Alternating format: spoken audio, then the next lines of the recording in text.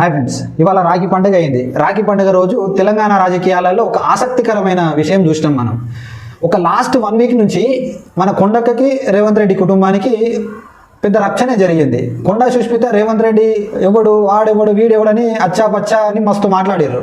ఆ అచ్చలేదు పచ్చలేదు, ఇప్పుడు అన్నీ పోయి అచ్చా పచ్చా మిక్స్ అయిపోయి ఇవాళ బంగారం రాఖీలు వెళ్ళినాయి. దాంట్లోకి వెళ్ళి ఆ బంగారం రాఖీలు తీసుకెళ్ళి మన రేవంత్ రెడ్డికి, వాళ్ళ మనుమనికి, వాళ్ళ అల్లునికి ముగ్గురికి బంగారం రాఖీలు కట్టేసింది కొండక్క. అయితే ఇన్ని రోజులు ఆ ప్రెస్ మీట్లు పెట్టి మాట్లాడిన ఎమ్మెల్యేలు, ఆ గజ్జల కాంతం అనేటోడు అయితే చాలా ఎగిరెగిరి పడ్డాడు. అదేవతి ఇదేవతి మాట్లాడడానికి మా రేవంత్ రెడ్డిని అంటారా అని చెప్పేసి చాలా బాగా ఎగిరేండు. ఇప్పుడు వీళ్ళందరి ముఖాలు ఏడబెట్టుకుంటారో ఒకసారి చూడాలి. దానికి తోడు సెప్టెంబర్ 1st వీక్లో నిర్ణయం అయిపోయింది. ఇంకా కొండా సురేఖను బర్తరఫ్ చేస్తున్నారు.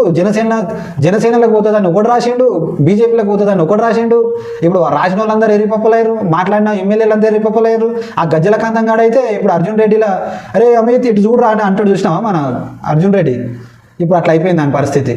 అందుకే ఎవడైనా సరే మాట్లాడే ముంగట పెద్దోళ్ళు కొట్లాడుకునేటప్పుడు మనకెందుకురా పోయి మన పని మనం చేసుకుందామని చెప్పేసి సైలెంట్గా ఉంటే అయిపోతుంది. ఇవాళ పోయి వాళ్ళు ఒకటయ్యారు, మంచి నవ్వుకుంటా స్వీట్లు తినిపించుకొని బంగారు రాఖీలు కట్టుకొని వాళ్ళు బాగానే ఉన్నారు. మాట్లాడిన ఈ రిపప్పలంతా రేపటి నుంచి ఏం మాట్లాడతారు, ప్రజలలో ఏం చెప్పుకుంటారో ఒకసారి చూడాలి.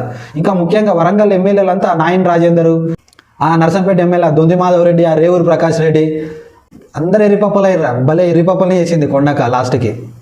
వాళ్ళ బిజినెస్లు, వాళ్ళ కథ, వాళ్ళ కమిషన్లు, వాళ్ళదంతా వ్యవహారం వేరే ఉంటుంది. వాళ్ళని నమ్మి వాళ్ళకి సపోర్ట్గా పోయిన వాళ్ళు కూడా ఎరిపప్పలయ్యారు. నేను కూడా సపోర్ట్ చేసిన లాస్ట్కి అందరికంటే కొండ ఎరిపప్పని నేనే. ఎవరికి చెప్పుకోవాలి నా బాధ.